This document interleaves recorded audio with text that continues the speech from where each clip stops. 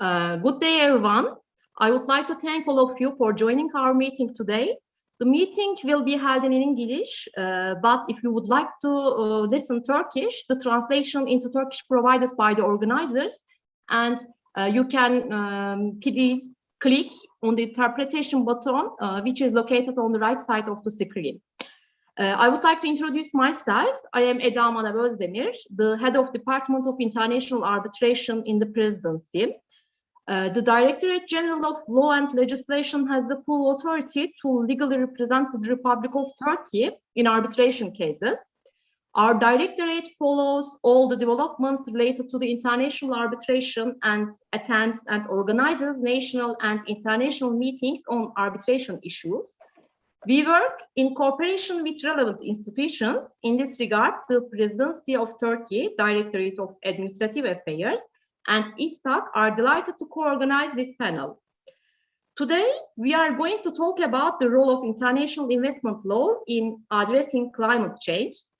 As we all are aware, the climate change is a serious problem which affects our society as well as local and transnational economic activities. Considering the impact of climate change on economic activities, International Investment Arbitral Tribunal has started to confront these issues regarding investment disputes. And the number of climate disputes in ISTS is growing in the coming years and decades. Now, I would like to introduce you today's moderator, distinguished Professor Ziya Akıncı. Professor Akıncı is the president of the ISTAC Board of Arbitration, and he is also a member of Istanbul Bar Association. He is also the chairperson of the International Private Law Department of Galatasaray University Faculty of Law. He has been involved in a large number of domestic and international disputes as an arbitrator, counsel, or legal expert, and has acted under several arbitration rules, including ICSID, Untitral, ICC, LCIA, and others. He is the author of numerous books and publications, including International Arbitration, International Construction Contracts, and Transportation Law. He teaches international arbitration and international investments and private international law. We can say more about him. He is a very successful professor, arbitrator, lawyer, but I don't want to take your time. And now Professor Akıncı is taking the floor. I wish you all a successful and fruitful meeting, and thank you all speakers and all participants in advance for your contributions. Thank you, Eda Hanım. Thank you for your very generous words that made me embarrassed. And thank you also for very nice introduction. Today, it is a great pleasure and honor to be the moderator of this panel. And this conference has been organized by the Turkish Presidency and by ISTAC, Istanbul Arbitration Center. In this conference, we are going to talk about international investment arbitration law and climate change. We are all aware of climate change, and we are also aware that we have to be fast. Each state implements national and international climate policies. However, this creates the risk of changes in regulations, which means a riskier investment climate. As a result, there is a potential for investor-state conflicts. And today, we are going to talk about strategies to minimize this risk. We have excellent speakers, but very limited time. So therefore, I just would like to introduce the first speaker. In fact, no need to introduce. I'm sure many of you know Grant Hanesian for many reasons. I have the privilege and pleasure knowing Grant for many years, and I'm so happy to be together with all distinguished colleagues here. And in a very nutshell, Grant Hanesian is an independent arbitrator, and his expertise area is arbitration. This includes investor-state arbitration and complex commercial disputes. And Grant also lectures in Fordham Law School in New York. Many of you may already know our distinguished panel members from academic occasions. But Mr. Anesian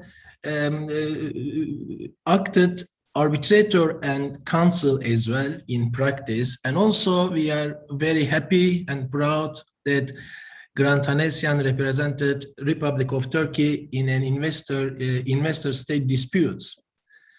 Some of you may know Grant Anesian from his time in Baker and McKenzie, where he served 33 years.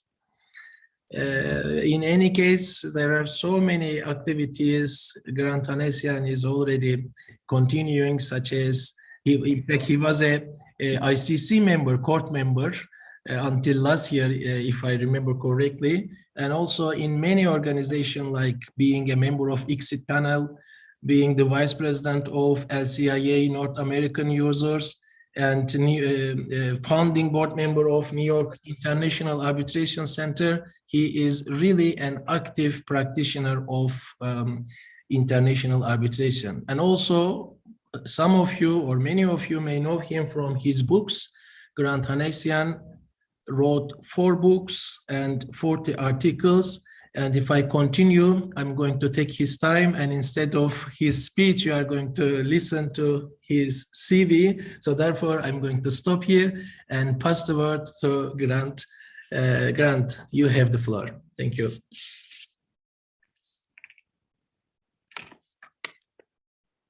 Oh, my dear, I think we lost our dearest friend. Maybe he was embarrassed when I talk about his successful professional career, but I'm sure he will be back. If we can communicate with him, we can have him back. He's here, hocam. Grant is here, is he? Yes, he is here. Excellent, excellent. So please feel free to take the word, Grant.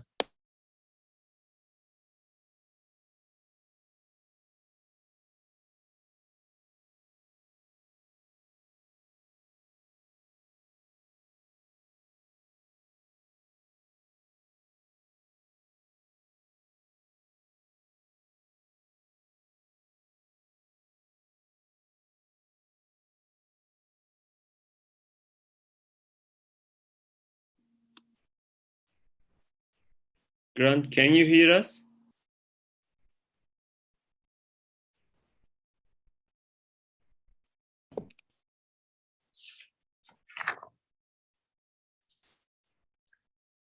Okay, I think we have a communication problem. In Turkey, we say nazar. We have such brilliant speakers, but this is a very tiny problem. We are hoping that we can resolve it in a time. If I don't get any information otherwise, I would like to continue with Josefa, if this is okay with you, Josefa, so that maybe Grant can have some time to improve his connection. Sure. Okay. I can see Grant's picture, but I cannot hear his voice. Can you hear us, Grant? Okay, that didn't work either, but I'm sure we are going to improve the connection. Well, maybe I can give a very brief introduction about Josefa. Again, another very distinguished colleague and friend that I'm very, very happy to be in the same panel. Interestingly, Josefa, in fact, started her career as a judge in Dominican Republic, but then she continued as a legal practice, so she knows both sides of the bench. And also, beside the practice, I'm sure many of you knows Josefa from her book, that she is a co-author together with Yevdren, and it is Introduction to Investor-State Arbitration. I'm sure this book exists in many of our library. At the moment, Josefa is also lecturing in Fordham University School of Law in New York. And Josefa is qualified lawyer both in New York and Dominican Republic. And the topic of the speech is really very interesting for myself as well, I have to say. Josefa is going to talk about the Spanish renewable energy saga. I think we all surprised when we see so many exit cases about solar energy. To be honest, I was thinking it was the most innocent energy source, but apparently there can be many, many disputes about it. I'm looking so much forward to hearing about this Spanish renewable energy saga. You have the floor, Josefa. Thank you. Thank you, Sia, and thank you to İSTAC as well as the presidency of Turkey for having me participate in this panel. And if I may, I'm going to share a PowerPoint that I have. Can everyone see it? Yes, we can. Perfect, perfect. Okay, so as Sia and others have been explaining, climate change is definitely on the forefront, and there are many, many measures that need to be taken. And in so taking them, there is a balance that needs to be stricken between the host state's ability to regulate, as well as the investors' expectations of a return. And we will discuss this with what has happened with the Spanish cases. So here we are on our quest. What happened and where did all of this come from with respect to Spain? Well, the European Union had adopted a series of directives, and these directives pretty much were setting national targets for renewable energy production for individual member states. I have to say that Spain was on the forefront, and so Spain, in compliance with the EU obligations that it had, and as a means to resolve its energy needs, in 1997, it established a special regime. And this regime promoted renewable energy, mostly solar photovoltaic energy, and provided incentives, grants, soft loans, and other attractive incentives. Now, the reason why I have this picture on this slide is because there was such huge promotion. And part of the promotion in Spanish is El sol puede ser suyo, which is the sun can be yours. And based on all these attractive policies, a lot of domestic and foreign investment came into the country. So what ended up happening is that because it was so successful, there was a tariff deficit. So the amount of money that was being derived from the sales versus the amount that they were subsidizing for the producers was just not making the cut. And then at the same time, there was the 2008 financial crisis. So Spain had to cut back in order to, I guess, lessen the harm. This is obviously Spain's story. And it started to take back some of the incentives that it had established in the 2007 special regime. Initially, there were some amendments that were applied to the new solar projects and not to the existing ones. But as things became worse, all these cutbacks also affected the new projects. So these regulations took effect over a period of from 2008, which was with the crisis, through 2013. Now, let's look at the decrees. There were royal decrees and there were laws that were implemented and published, promulgated. So the difference with the royal decrees is that these do not have to go through the parliament. They're more issued by the royal and therefore are normally used at times of emergency. So there were many, many royal decrees that were issued during this time. However, I want to point out a few. So we have the law of 1997, which was the one that created the special regime for the renewable energy sectors.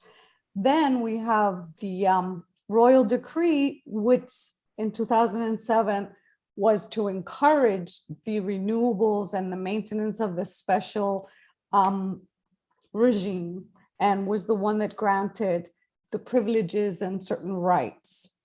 Moving ahead, here we go. We have then in 2010, there were the royal decree law that started to reduce the incentives. And that was in order to reduce the tariff deficit. Then in 2012, the Spanish government made alterations to the legal framework, which had supported the scheme of the economic incentives, and therefore thereafter issued a new law, which imposed a 7% tax on electricity.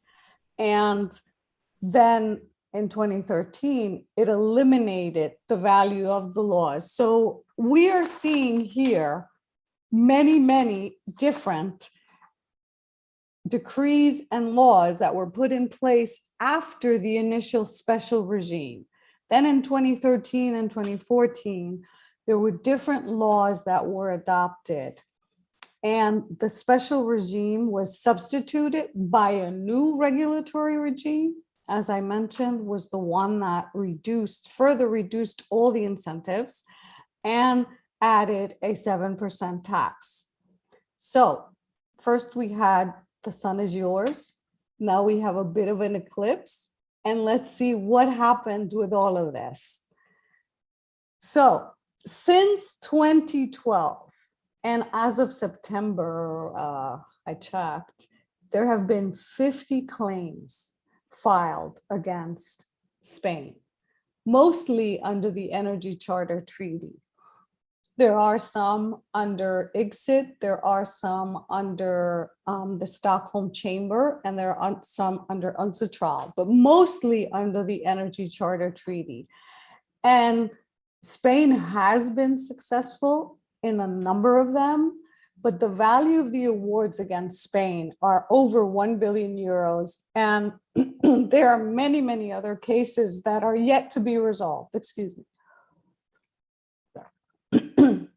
So as a result of this, in 2019, Spain issued another royal decree offering current and past claimants certain incentives if they dropped their claims, or waiving enforcement, or even starting new claims. So let's look at what happened with respect to the claims, because this is what's going to give us some guidance as to where things are and where they may be going. Most of the claims are based on the fair and equitable treatment standard, specifically on the breach of investors' legitimate expectations. And this was due to the reversal of the measures that were afforded under the special 2007 regime. Spain's obligation under the ECT, the Energy Charter Treaty, pursuant to Article 1, was to create a stable, equitable, favorable, and transparent conditions for investors in making their investments. All of this came under scrutiny with all this, these different laws and decrees. Let's look at, and by the way, since Grant has a presentation before me, he's going to be delving into more of these issues. So I was supposed to dovetail him. So I'm not going to cover his sessions. So if we look at Article 10, it says each contracting party shall, in accordance with the provision of the treaty, and I'm going to just cite the portions that I have underlined, encourage and create stable, equitable, favorable, and transparent conditions. And then it also says fair and equitable treatment.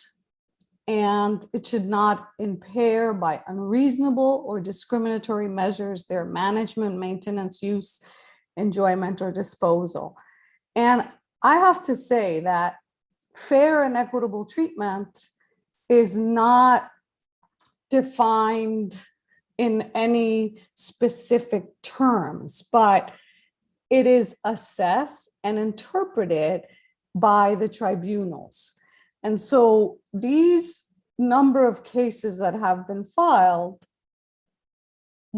a number of them have issued award, have been resolved. And I want to preface, before I go into the different positions that the tribunals have taken, I want to preface this by saying that in international arbitration, the cases do not set precedent for other cases. The decisions of the tribunals are persuasive, but each case will be analyzed and decided on its own merits and based on its national law, the international law, the applicable treaty, the specific set of facts. So sometimes we're trying to look for consistency and we say there has been inconsistent results, but if you bear in mind that each case is decided on its own, then we can sort of see how it was decided and come to some conclusion, but I don't necessarily agree that they're inconsistent. Like I can't say they're inconsistent like as a blank statement. You have to analyze the case and then come to the conclusion as to why it was decided that way. So in these cases, as I said, most of them were based on the FET standard. And so there were some tribunals that, the majority of them, that upheld the claims that investors' expectations were breached. Others dismissed the investors' claims, and others partially upheld the investors' claims. Now let's look at them. A number of tribunals were of the view that when addressing the state's right to regulate, that investors cannot have a legitimate expectation that a host state will refrain from amending legislation unless a specific commitment has been made. Others said the host state's right to regulate implies a legitimate expectation that a state will not act unreasonably or disproportionately when regulating. So the right to expect the legislation would not be radically altered. And this, if you remember the sections of Article 10 that I outlined, this is sort of like that language. So if the states have not been unreasonable, disproportionate, or contrary to the public interest.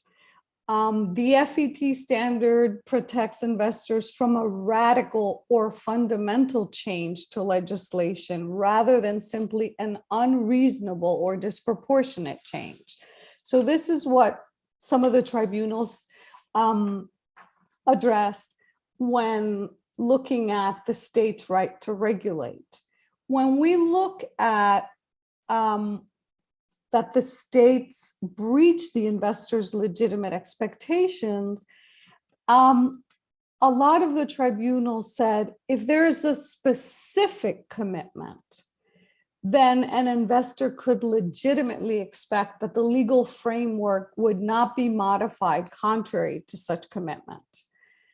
Others said, by contrast, without a specific commitment, an investor could only expect that the host state would refrain from unreasonable or unjustified changes.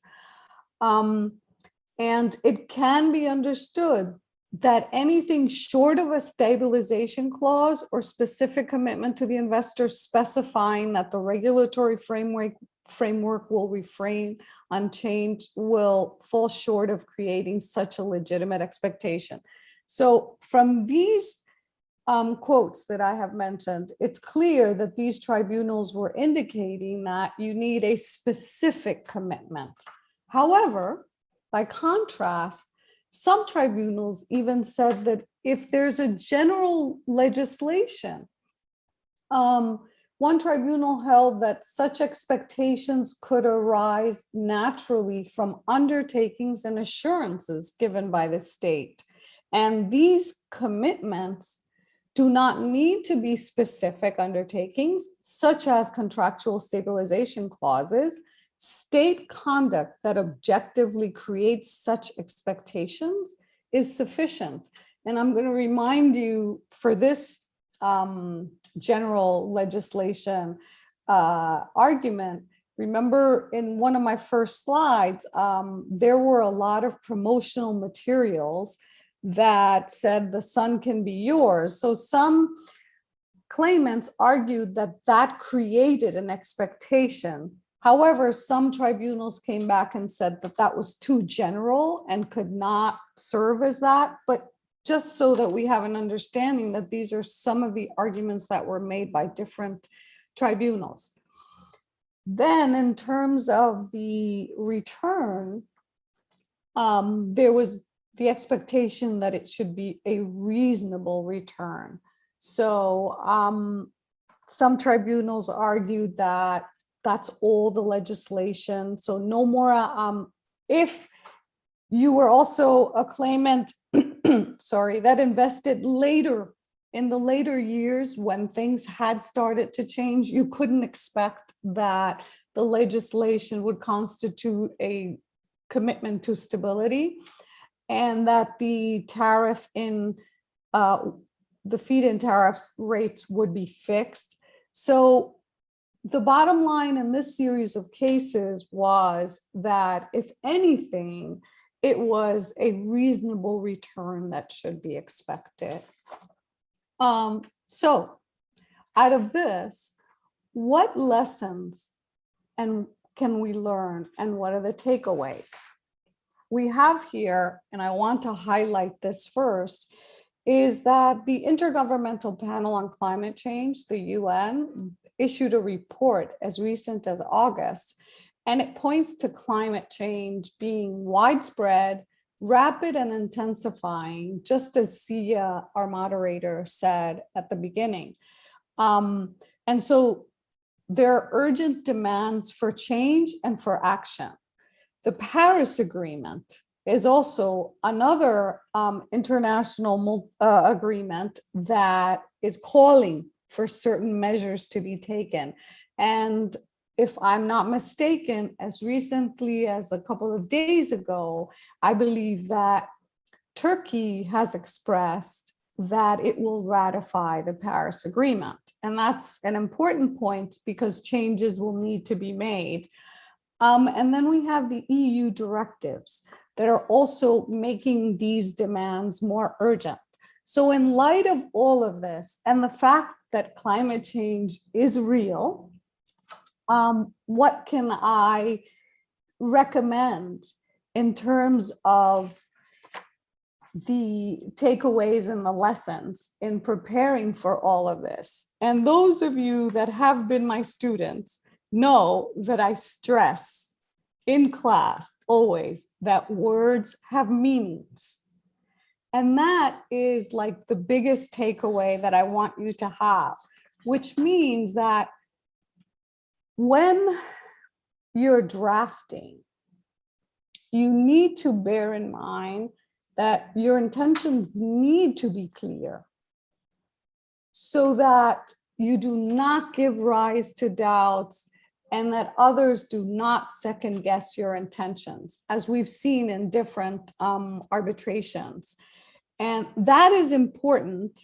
And I know it says my second point, but now I'm going to go to the first one, which is when drafting regulations, States need to have a balance between the right to regulate, which is legitimate, as well as the protection of the investor's interests. So key is the words. Make sure that they're clear, that you're expressing exactly what you want, that you leave nothing to someone else to guess what you meant. Then due process in the implementation of the law. You have to consider everything that is happening. It has to be with notice. There's just, even the implementation cannot be discriminatory, cannot be unjust. There are certain things that need to be put in place. And the last two are really guided towards investors. Investors should focus on expecting reasonable returns. And they should also perform their due diligence with respect to whichever country they're investing in. And I think that there has been a movement to sort of support the idea that climate change or environmental change should be something that is not compensable, should be something that, if put in the law, or should be an exception to what is considered an expropriation.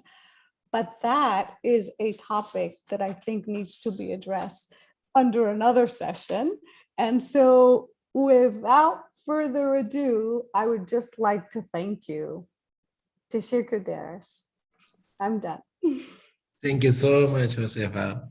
You're We love welcome. you from the beginning till end, especially your lovely accent. Thank you so much. Thank you for the very informative talk, and also with good comments. I'm sure many of us enjoyed and learned a lot. We can have the questions right after the speakers. You can write in the question and answer section. But then if any time later, if you have another question, the speakers will be with us, so you can add your question, just specify to whom you are putting your question. And so maybe Üzeyir Bey, you can help me, you can read the questions or organize the questions.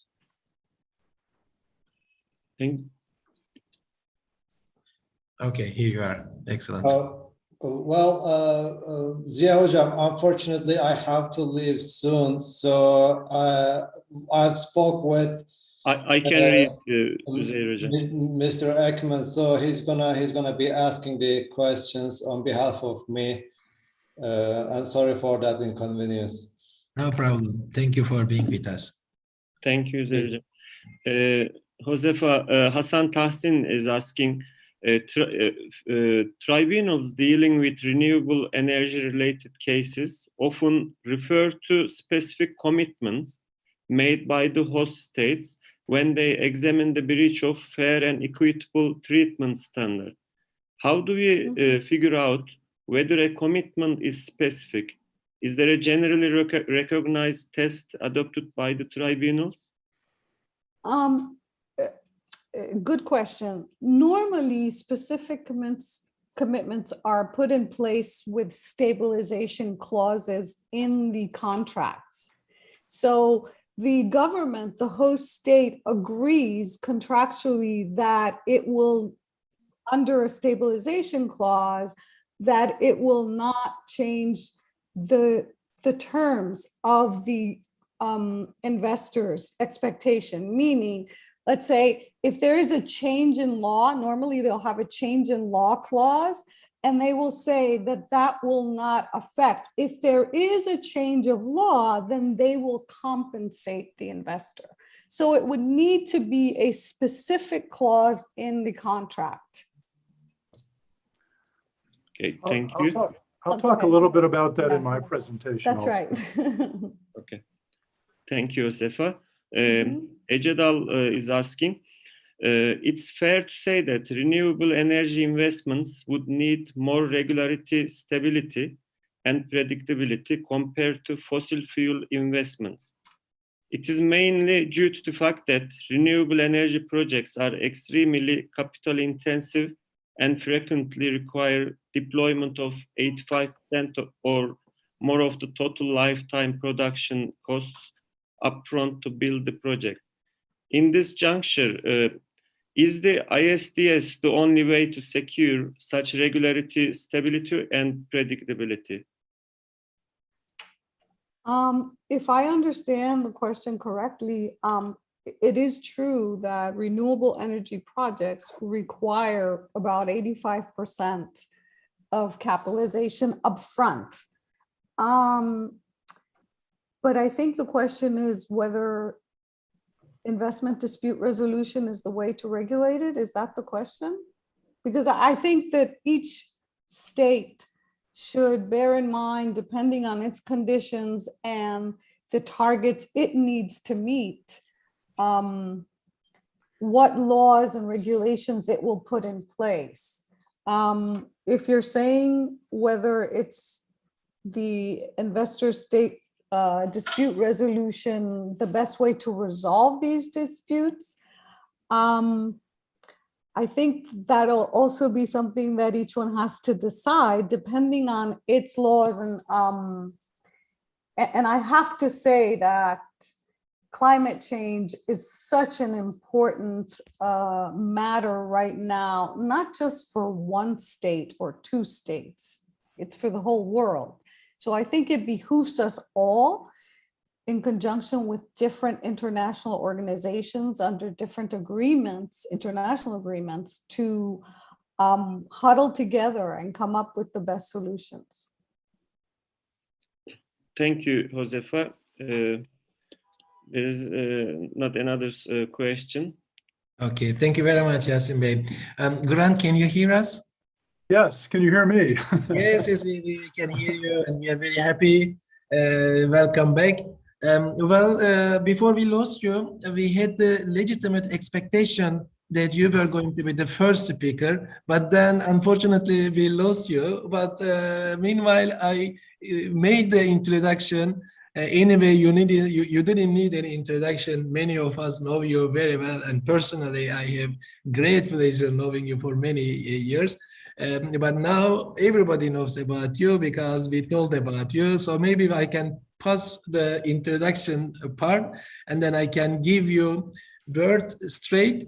And Grant is going to talk about states' right to regulate fossil fuel industry investment. You have the floor, Grant. Thank you. Okay, thank you very much, Zia. I'm terribly, terribly sorry. Yes, everyone had a legitimate expectation, including my good friend Josefa, that I would go first and lay a kind of a groundwork for some of the things that Josefa was talking to you about.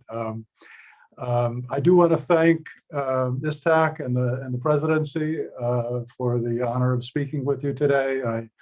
I have had the honor of representing Turkey in investment dispute cases, which were successfully resolved, I'm happy to say. And 3 of my grandparents were born near Adana. And when I was a little boy in the US, my grandmother would make this special hamburger, which I thought was just so good. And it wasn't until many years later I learned that was actually Adana kebab. And I look forward to when I can come back. We're all traveling again, and I can go back and have Adana kebab in Turkey. Let me share my screen. Are you seeing this now? My slides? Yes. Zia,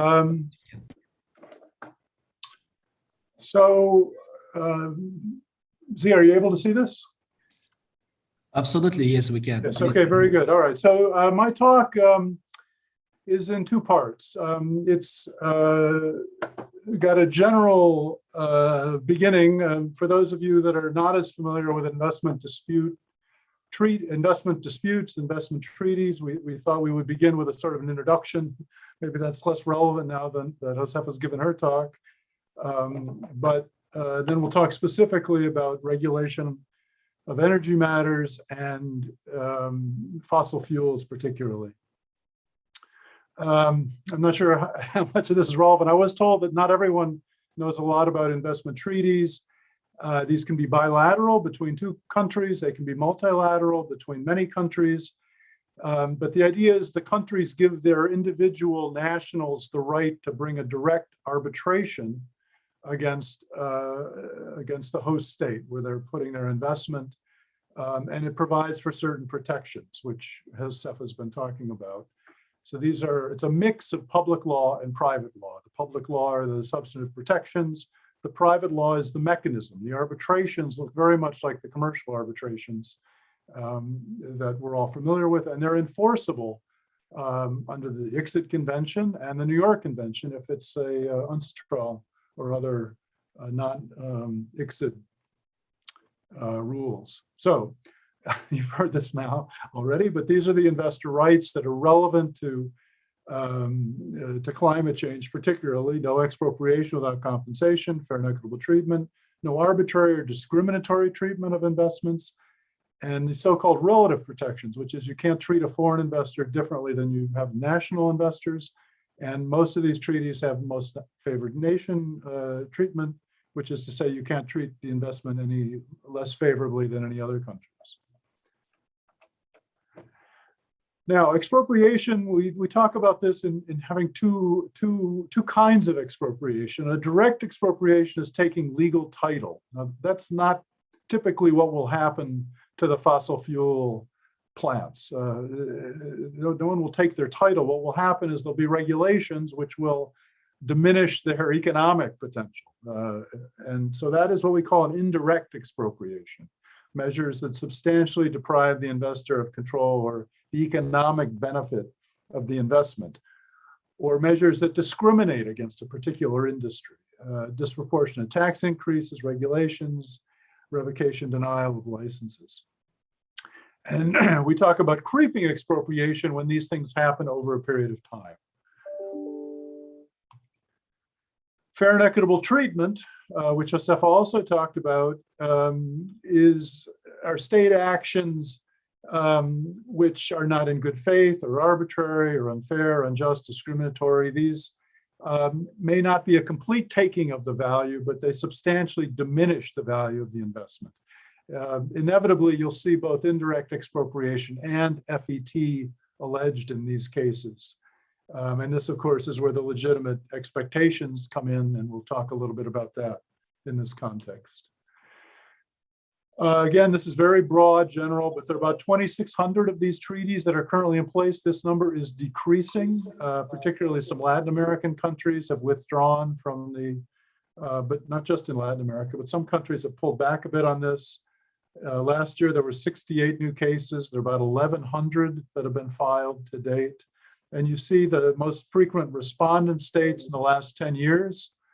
Spain, because of these solar cases, is now the leader here. Venezuela, of course, with its expropriations, and others.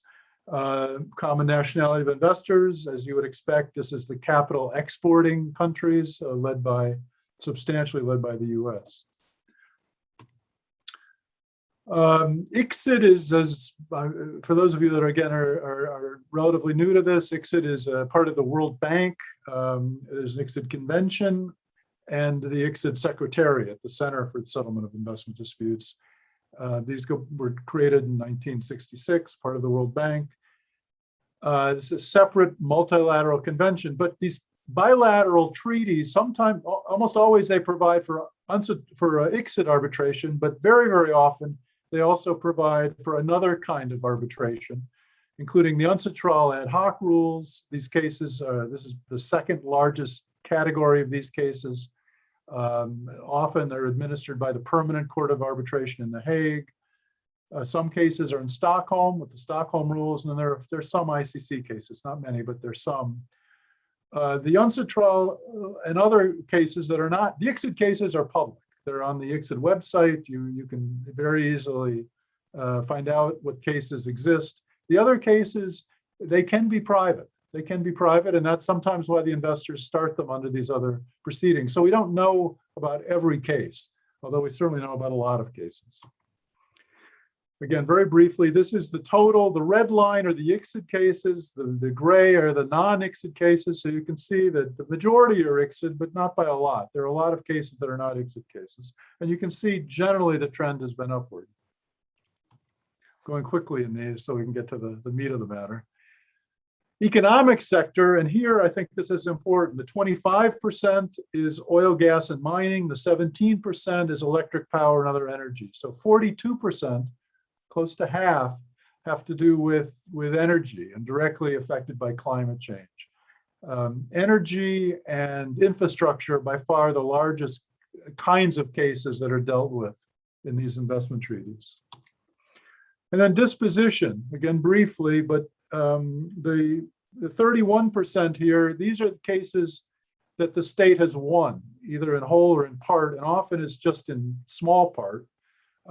So you see, although there are many criticisms of the system, that it is unfair, particularly to some of the smaller states, you see that states win, or the case is otherwise disposed of, more than 2/3 of the time. You have the states winning about 35% of the time, and the rest of the cases are either withdrawn or they're settled. But the states generally do better, I think, than a lot of people may think. Now, in Turkey's experience is this. Turkey has been a member of the ICSID Convention for a long time, 1989, Energy Charter Treaty since 1998. And it has 81 BITs in force. And you can see I have another slide here. There are two slides here. The point to focus on with respect to climate change is the year of these treaties. As we'll see in a minute, the treaties begin to change around 2010 or so and begin to specifically reference states' rights to regulate the environment. So all these treaties that are before then don't say anything about the environment or the state's rights, police power to regulate environment. And that's important because these cases are being brought under these older treaties. You see the US treaty on the third column is 1985. So even though there are more modern treaties, a lot of these cases will come from the older treaties that don't mention the state's right to protect the environment. Turkey has done very well. There actually haven't been that many cases against Turkey. There are 14 that are known, at least that I know of. Turkey has won 8, 1 settled, 1 withdrawn, 3 are still pending. And it's really only lost once. This is actually a coal case, but it was 20 years ago, and it had really nothing to do with state regulation of coal. It's just the financial terms were changed. And on an FET ground, the investor got about 5% of the amount it sought. Its sunk costs, but it did get 2/3 of the costs of the arbitration, which you see that was actually larger than the amount that the state recovered in damages. The arbitration cost $20 million, most of it attorney's fees, and because the investor prevailed on jurisdiction and minimally, but partially on liability, the tribunal awarded the investor 2/3 of the costs. All right, now into the environment. So 10 years ago, there was an OECD survey. 9 of 10 of these treaties, the BITs and multilateral treaties, said nothing about the environment.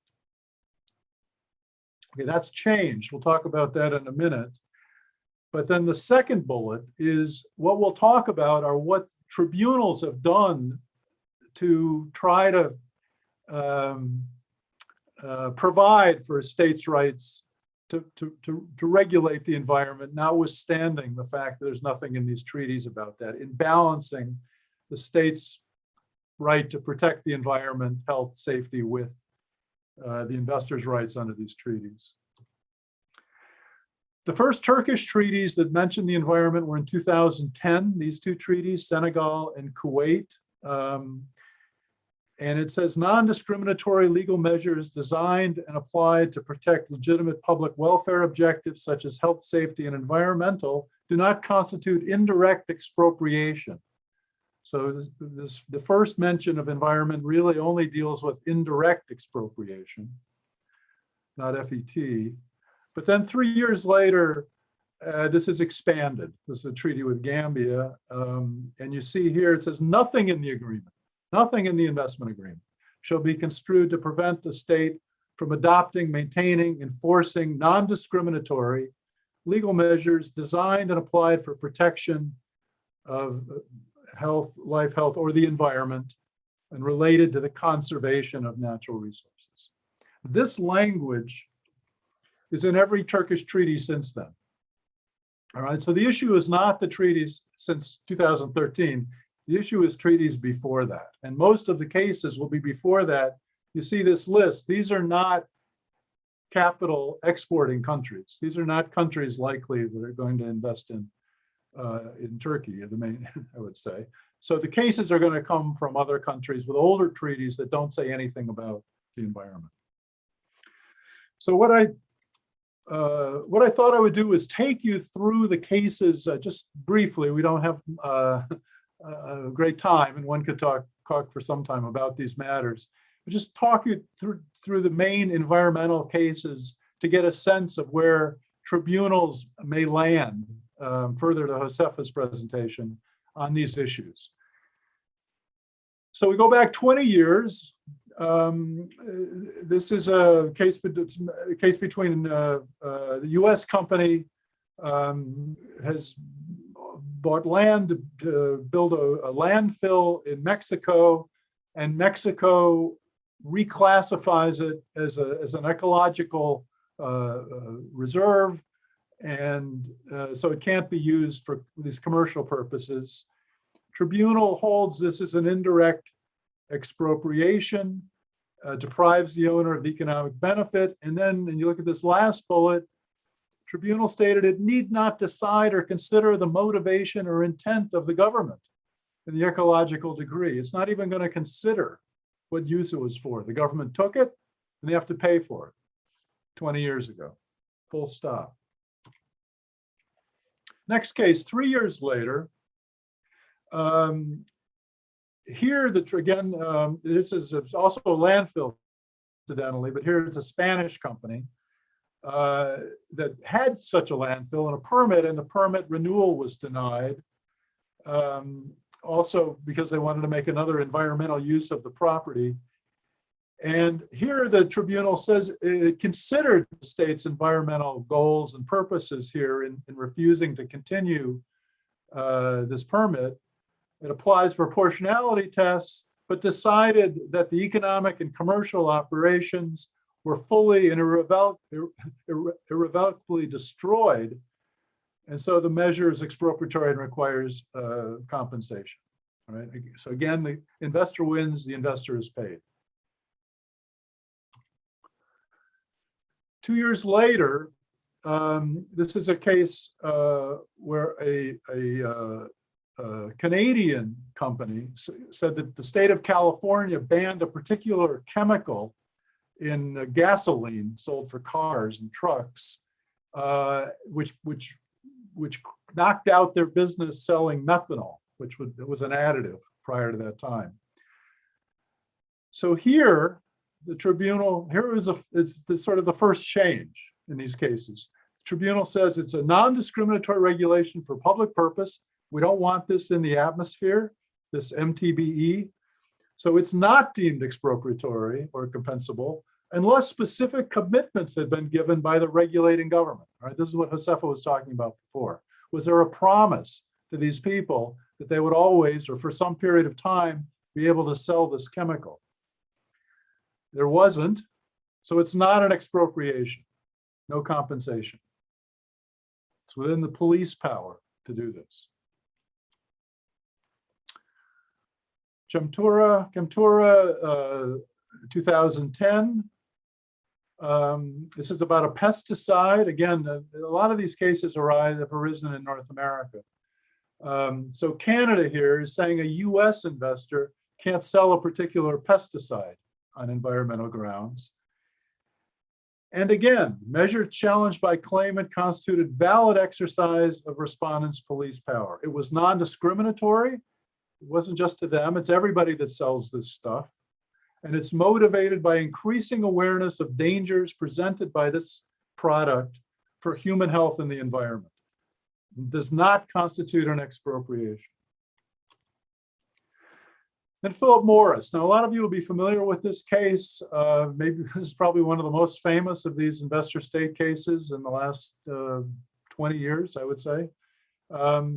Uruguay radically changed this regulation of cigarettes. It said each manufacturer can only sell one kind of cigarette, not fill up a whole shelf with different choices. And critically, 80% of the packaging had to have a health warning. So the health warnings are just screaming out at you when you look at these things on the shelf. Philip Morris, the manufacturer, brings a BIT claim against Uruguay. And the tribunal held the police powers excluded compensation. It's a bona fide measure for the purpose of protecting public welfare. It's non-discriminatory, applies to all tobacco, and it's proportionate in the view of the tribunal. So the state wins, the investor loses. Now this is both FET here and indirect expropriation.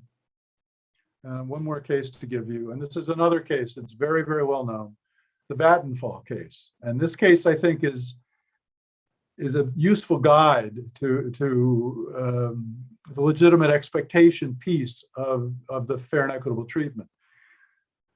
2002-2010, Germany allocates nuclear energy production volume to certain nuclear power plants. It sort of allocates the production going forward for a period of time. The next year, because of the Fukushima disaster in Japan, Germany says we're going to be out of the nuclear power business in 2022, excuse me. So this is, but the year before, they promised production quotas to these nuclear providers after that time. So the Swedish company Vattenfall then brings a expropriation, FET claims under the Energy Charter Treaty, also brings claims domestically under German law and the German Constitution. Those are resolved first. You see here the fourth bullet. The German courts held that the Vattenfall's constitutional rights were violated because investments that were made in legitimate expectation of the additional electricity output allowances allocated in 2010 were devalued. State can't give something to an investor and then take it back. This is the legitimate expectation, the promise angle of this. So, and then the parties settled, and Germany agreed to make a substantial payment, you see here, to the Swedish company Vattenfall. So, where does that leave us here? May states regulate out of existence fossil fuel plants to achieve the Paris Agreement accords and the IPCC report goals and all and such. The indications are, I mean, as Josefa said, different tribunals will come to different decisions. I mean, there's no, most difficult thing to predict is the future, as the fortune cookies say. But we can say there are certain guideposts here. There are these cases which say tribunals will defer to the state regulatory powers regarding the environment, as long as the state didn't promise the investor a particular economic benefit or outcome at the time of the investment, and such as in Vattenfall. But even without any promises, the state needs to act with care. When it acts, either legislatively or through the executive, there needs to be a good record. There needs to be a good record as to the environmental purpose here, and why that is greater. The state's interest is greater than the economic impact of the investor. And this is something that can be done. It's a matter of, we would say in the US legislative history, or travaux préparatoires in the international context, but some kind of a record justifying the state's action here, I think will be very important for these cases. And it's easy to do given the crisis that Zia talked about at the beginning of the talk. Second, you have to treat the foreign investors without discrimination, transparently, good faith, due process. All of these things that would apply domestically to the national investors have to apply to the international investors. And you have to honor any promises. You have to look hard at what was if there were any particular promises to particular coal providers, fossil fuel plants, and consider whether there's some kind of an accommodation that needs to be worked out. But as a general principle, I think most tribunals, even looking at these older treaties, will allow a state to deal with the crisis. Arbitrators are human beings, and we all want a world for our children and grandchildren. That concludes my remarks. Thank you very much. And again, I apologize for the difficulties at the outset. Thank you very much, Grant. Definitely, it's worth waiting for you, and thank you for your speech. And Yasin, if there is any question. Yes, Hocam, there are questions. Excellent. Deniz Baran has just asked, can the gross environmental changes caused by the climate change justify the possible measures that are maybe considered indirect expropriation, such as imposing environment-related extra taxes taken by the governments against the foreign investors? If yes, under which conditions? Well, again, I think the answer is generally, or should be generally, yes, but it can't be exclusively against the foreign investors. That's a very important point. All measures have to be non-discriminatory. You cannot single out the foreign investors or the investors of a particular country and say, we're going to shut down your coal plants and we're not going to shut down domestic coal plants. That will lead to a negative decision in one of these treaty cases. Thank you. Timur Cihangir asked, Mr. Hanessian, do you think arbitral tribunals need to treat developing states differently than wealthy states in cases involving stranded assets resulted from phase-out policies? In fairness, not favoring developing states in these cases may discourage them from implementing necessary policies to combat climate change in accordance with the Paris Agreement objectives. Yeah, that's a very, very interesting and important and difficult question. My own view, I'm just speaking for myself here, of course. Substantively, it's very hard to say there's one rule. There's a sliding, there's different rules for different countries depending on their economic status. That's very difficult. It's just as a matter of international law. I think what arbitrators can do and do is when they're looking at the record of the states, they may not require as much justification on the record for an environmental action from a less developed country, understanding that there are limited professional capacities in some of these countries, and you may not have what I call legislative history, travaux préparatoires, that justifies particular measures, or there's a record of assessing the proportionality. They may give a little more margin of appreciation to the less developed countries in that respect. But that's a procedural matter. But I think substantively, I don't think I wouldn't expect a different standard. Thank you. Yağız Eren Abanus is asking, what is your prediction about the case between RWE and Netherlands after the coal phase-out decision in Netherlands? I have no prediction. Okay. Deniz Baran is asking a second question. Taking into consideration the reality of the climate change and its probable severe consequences for the international community, what kind of clauses that the governments are suggested to include in the new investment treaties that they will sign? My own view is that the clauses that Turkey's used since 2013 are very useful. Kabir, frankly, follows some of the current developments with the treaties closer than I do. If I can sort of defer some of this until maybe we can all speak together at the end. But I think the clauses Turkey's used in the last 8 years have been should be extremely useful. The issue, of course, is they're limited to the new treaties, and there are not very many of those. So it's not the language; it's trying to renegotiate the old treaties and include the new language. I think that's the challenge. There is another question, but the time has become tight, so let's leave the grant free at the moment. Hocam, floor is yours. Thank you, Grant. Last but not least, we have another very distinguished speaker in our panel. It is Dr. Kabir Duggal. Kabir is an attorney in Arnold and Porter's New York office. And not surprisingly, Kabir's expertise is international investment arbitration, as well as commercial arbitration and public international law matters. Kabir acts both as an arbitrator and counsel, and he is also a lecturer in Columbia Law School.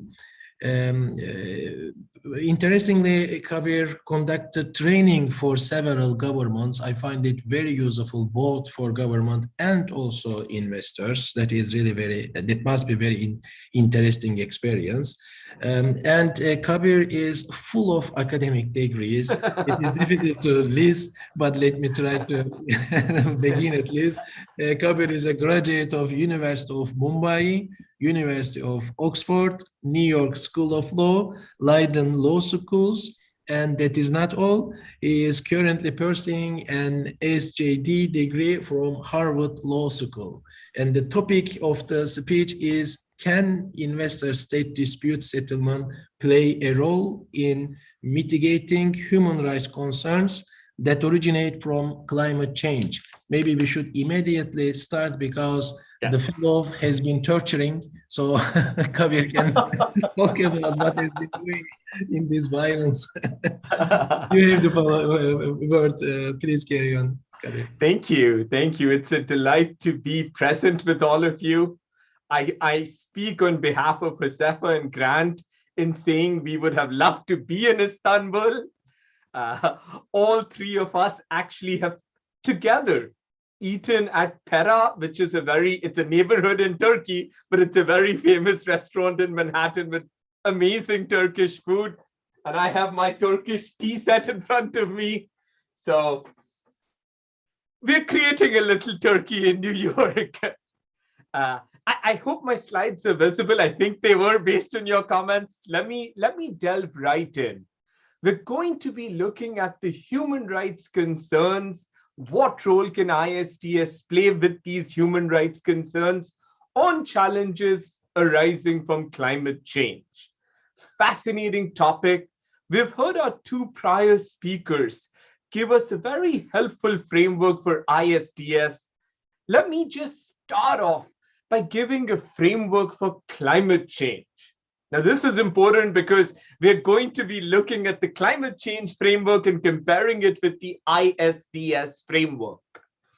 The two instruments I'd like to highlight, the first, and this is something we have all heard about, the United Nations framework on the Convention on Climate Change. This is one of the earliest documents talking about climate change. The key point here is that you are going to adopt a precautionary principle. And this principle does not require absolute proof. You see this, scientific certainty is not a reason to postpone action. Now let's just keep this perspective as we are thinking about what role ISTS can play, because I'm going to posit an answer here. ISTS requires a different standard, a more onerous standard than this framework requires. The second agreement, this is something everybody knows. The former president of the United States in particular made this very famous for all the wrong reasons, but the Paris Agreement. Now, the Paris Agreement's broad goal, we're going to keep global temperatures to below 2 degrees Celsius. Spoiler alert, we're doing a horrible job in this regard, but that's the standard that the Paris Agreement gives us. Now, just an important point here again. The Paris Agreement is not a treaty imposing a universal standard. Every country will prepare NDCs, or nationally determined contributions. So every country will have its goals that it has to meet. This is very relevant, I think, to the question that Timur had asked. We're not talking about a global convention, a global standard for climate change. It's really country by country. So now we have what the climate change framework tells us. Let's look at what investment arbitration tells us. What can we learn from prior cases? Now, what can we learn from prior cases? We have seen some of this. Both our prior speakers took us very nicely through it. But you're going to see conflicts in these cases between what we can describe as investor-related rights and broader rights. Now, these broader rights can take a variety of forms. They take the health dimension, they can take water dimensions, they can take indigenous communities dimensions. For our purposes, climate change, right? That's what we're going to be talking about. Now, climate change, again, if we're talking about the Paris Agreement, it's 4 or 5 years. So we still have not tested climate change itself. But we can look at other areas in human rights and try to derive principles. What is the key takeaway? The key takeaway for us is, while climate change and human rights related issues arising out of climate change may be addressed, keyword may be addressed in ISDS, it is going to be very difficult, and it is going to be looked through a different lens than climate change treaties would mandate. Now, why does this happen? First, investment tribunals are investment tribunals. The lens that they're going to look at things is through an investment perspective. The specialized instrument is the applicable treaty. It is not the Paris Agreement. So just, we shouldn't lose sight of this. These are essentially documents dealing with investments. But this is what I'll be talking about very soon. There are other limitations that a tribunal will have to confront. Like, can you overcome them? The answer is probably yes, but they are big challenges.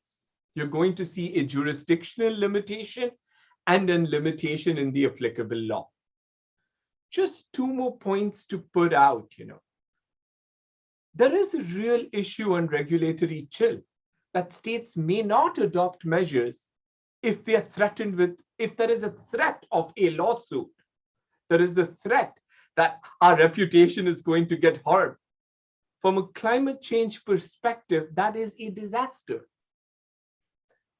The final point just to make here is that in investment arbitration, your priority is the rights in the treaty or investment rights, and they are going to gain a priority over other rights.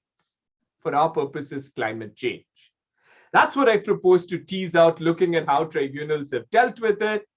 What are the issues we have to confront? The first issue we are going to have to confront is jurisdiction, right? Investment tribunals are not Turkish courts. No pun intended, they're not Turkish courts, but they're not courts. Courts generally have broader mandates. Investment tribunals have very limited, narrow mandates from the treaty. Now, we heard Grant describe, Josefa too, but Grant was supposed to go first. There is ICSID, this World Bank body. And if we are under ICSID, you have to meet the jurisdictional requirements under the treaty and under the ICSID Convention. The ICSID Convention was signed in Washington, so we, big surprise, call it the Washington Convention. You have to meet these 2 sets of requirements. Tribunals show some amount of reluctance in going beyond what is generally authorized, that is an investment dispute. If a state wants to invoke the Paris Agreement, wants to invoke other instruments, the first question that the tribunal will ask itself is, am I authorized to even look at this other instrument as a matter of jurisdiction? Right? Now, some treaties use broader languages, all disputes. Some treaties use languages like investment dispute. One is broader than the other, but this is the fundamental question you have to overcome. Now, we have a very old case. This is a case in the human rights context. You have the investor Bilon, who is being deported out of Ghana. He invokes the applicable treaty, but he tries to invoke human rights treaties. And the tribunal immediately says, no human rights, no mandate to look at human rights. Everything is going to be dealt with under the realm of the treaty. So again, if we're looking at it from a climate change perspective, which, as we have heard the speakers and our moderator talk about, problem, first issue for us to overcome. If we overcome this, the second problem is, I have jurisdiction as the tribunal. Does the applicable law allow me to look at the Paris Agreement, look at the United Nations framework? And here you have to look at the applicable law in a treaty.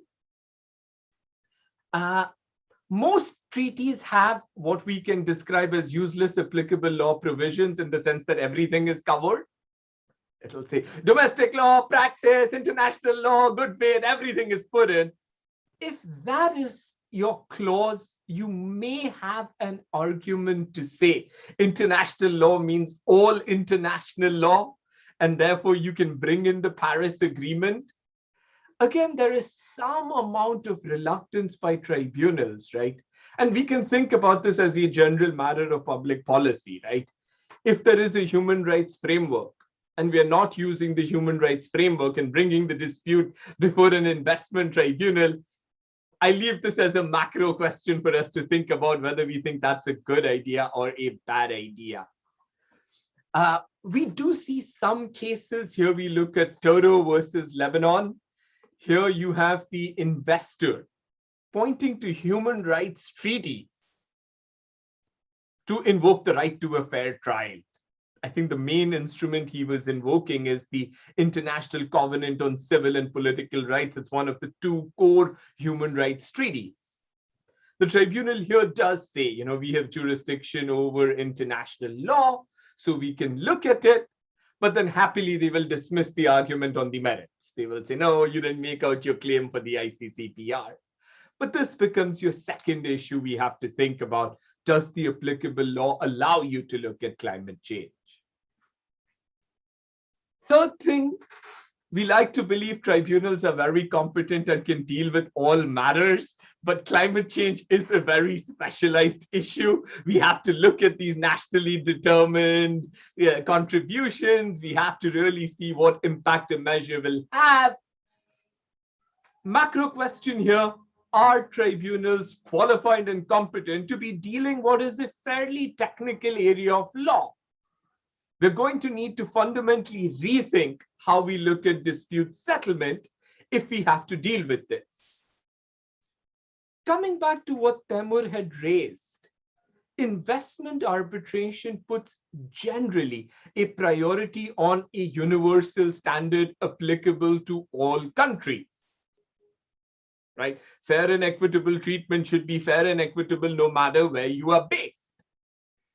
Climate change treaties by design make a difference between the developed world and the developing world. It's in the treaties. Now here you're almost immediately going to run into a problem because the two treaties are looking at standards with very different glasses. How are investment tribunals going to look at this? I don't think they're going to give the same amount of deference that a climate change expert body would. So that's the next point. Can you fit climate change within existing issues, existing standards of a treaty? The answer is probably both Josefa and I do yoga. You're going to have to do some amount of contortion to make things fit in, but you can try and push the limits of these standards. You know, you can put in through the expropriation standard that we have heard, a public policy regulatory measure exception. You can try and put it as a defense to the fair and equitable treatment clause. You can try and do that, or you can try to point in some of the newer treaties to the carve-outs. Now, you've heard both our prior speakers talk about language in treaties. This is very important because for carve-out, you can find at least 7 or 8 different variations. Spoiler alert, most of those carve-outs don't do a full carve-out. They're still going to allow a tribunal to look and determine whether the carve-out is applicable and whether the measure has been taken in good faith. This can be very significant because you may think you are out, but unless you have, very often you have to use the magic self-judging language in a treaty, and if you don't, you're out of luck. Now here you see an example where, you know, an investor is trying to invoke presumption of innocence. Again, you're pointing to human rights treaties, and the tribunal says, no, no, no, we'll consider it as part of FET. Again, this is trying to take concepts in one area and put it in a different area, and I leave it to everyone to decide whether or not this is a good way to address the problem. Final point here to make, counterclaims. This is something that we are always told. States can invoke counterclaims. You know, they can raise climate change obligations, environmental obligations as a defense. The standard for counterclaims is the dispute must arise directly out of the same subject matter. Most tribunals have interpreted the word directly very narrowly. So that is already a limitation. We see some hope from a recent decision, Urbacer versus Argentina. Here the tribunal for the first time says, you know what? Let's understand counterclaims a little broadly. We were talking about the right to water in this case. So we have jurisdiction to hear it, but they happily dismiss it on the merits. So let me just put it, counterclaims does exist. We will have to interpret the standard more generously. But spoiler alert again, case history to date doesn't give us any encouragement that tribunals are going to do a great job.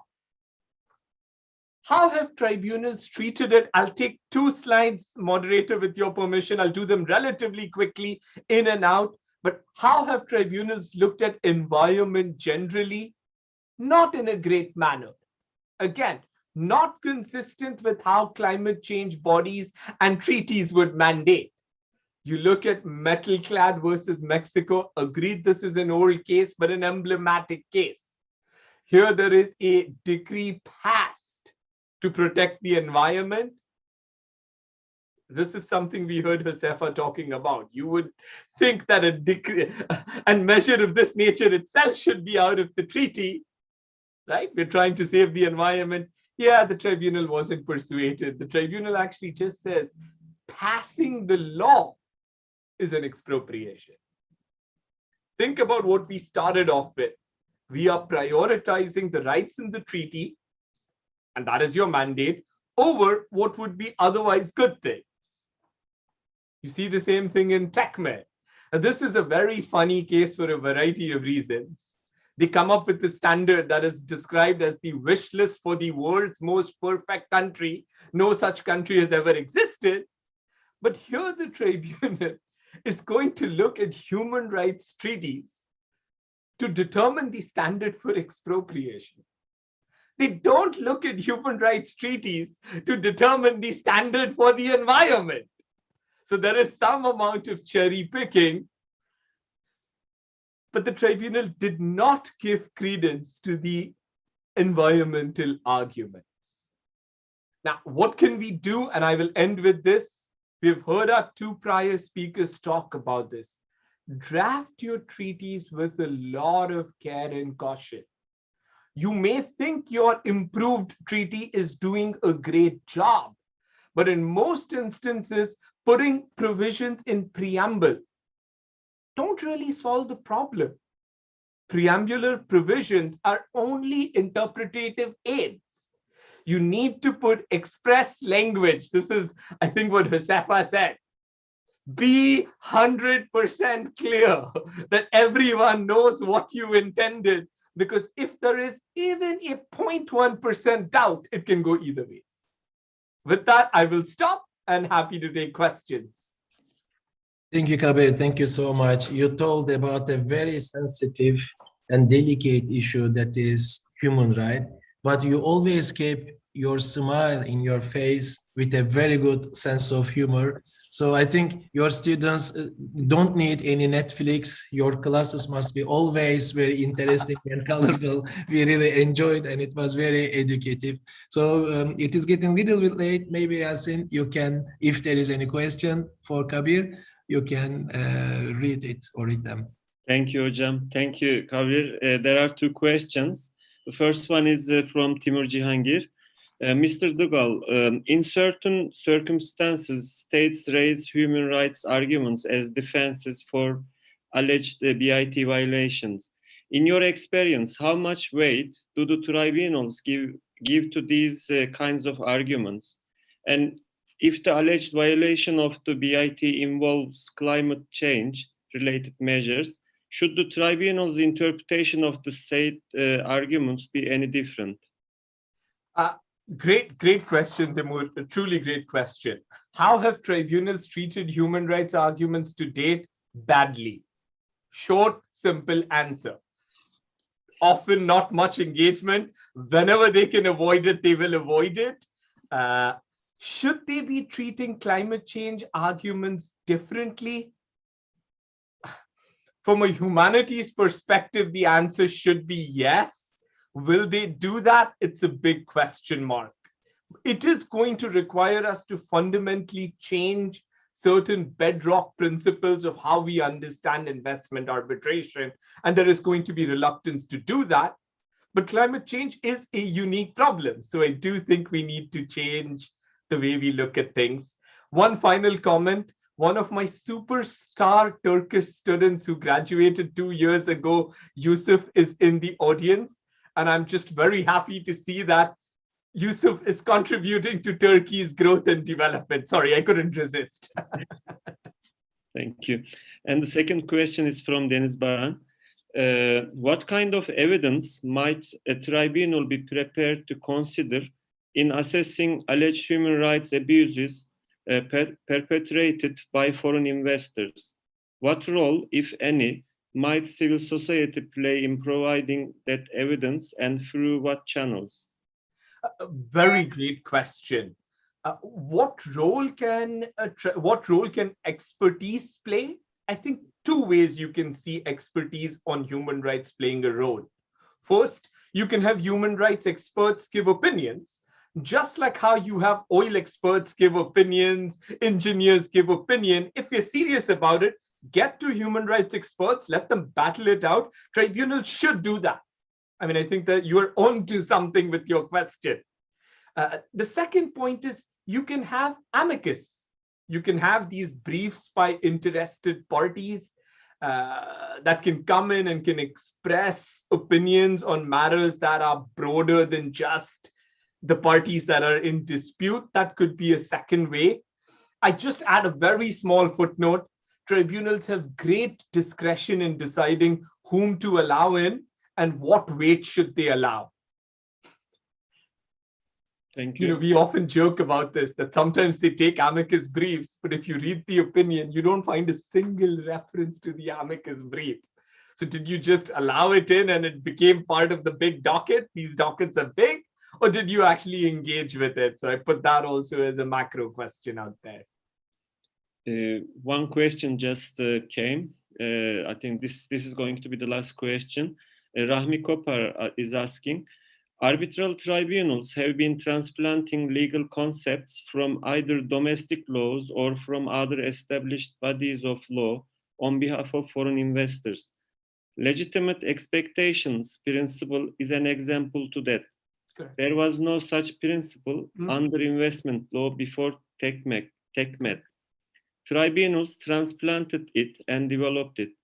Can they do the same on behalf of the host states and transfer certain principles into investment law and develop it to protect host states in these areas? Can they do that? I think the answer is yes. If you use creative interpretative aids under the Vienna Convention, I think the answer is yes. They have not done so to date. I mean, I think you gave the excellent example for legitimate expectations. That seems to be a common law concept that was literally pulled out of a hat. Voila! Can you do that for other concepts? Sure. We're not seeing optimistic signs to date, but we keep our fingers crossed for humanity's sake and for climate change. This is not a matter we can sit and do nothing. For climate change, we need to be proactive. The precautionary principle should become a fundamental principle in investment arbitration. So I would agree with what you're suggesting, with some amount of keeping fingers crossed and hoping for the best. Inshallah, as we would say. Thank you, Kamil. That's all, hocam. Thank you. Thank you very much. Well, maybe it has been a long day. We can finish the webinar. Well, of course, not without thanking to our very, very, very distinguished speakers. Thank you for sharing your experience and your information with us. We really enjoyed and learned a lot. And also special thanks to Presidency Office, Eda Hanım, Üzeyir Bey, and their excellent team for organizing this conference. If I may, I would like to thank to my team in ISTAC as well. They, as always, they have been working on this for this conference a lot. And also, thank you for attending this webinar and for asking quality questions. Thank you so much. Without you, it wouldn't be the same. Eda Hanım, would you like to add anything before we finish? Maybe I can also say thank you. I would like to thank all the speakers for the great preparation and for giving us important information about climate change. And thank you all speakers and thank you all participants for your cooperations, contributions. And also I would like to thank İSTAC, Ziya Hoca and Yasin Bey, and also Üzeyir Bey, also my team. Wishing you all a great weekend and healthy days. And hope to see you again in next events, I hope. Nice to meet you with all speakers. Really, it was very fruitful for me, and I am sure that for all the participants. Have a great weekend. Thank you. Teşekkür ederiz. Çok memnun oldum. Thank you very much. Stay safe. Bye. Bye bye. Bye.